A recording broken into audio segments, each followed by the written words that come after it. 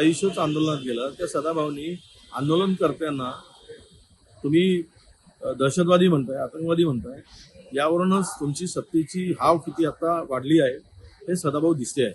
किंवा तुमच्याकडून तरी ती अपेक्षा नव्हती, परंतु तुम्ही जे काही बोललात, त्यांना उपमा दिली, थोडा तरी अरे किमान नैतिकतेची जबाबदारी स्वीकारून धर्मेंद्र प्रधानने राजीनामा मागितला पाहिजे, राजीनामा दिला पाहिजे. निरापराध पोरांना इतकं बदलून काढलंय, लाठीचार्ज करायची काय गरज होती?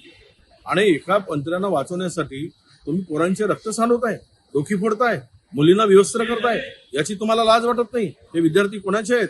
या देशातील लाखो विद्यार्थी रस्त्यावर उतरले, जिल्ह्यामध्ये उतरले, तालुक्यामध्ये गेले, आणि ती सगळी तुम्हाला आतंकवादी दिसत आहेत. म्हणजे हा देश अर्धा आतंकवाद्यांनी भरलेला आहे, दहशतवाद्यांनी भरला आहे.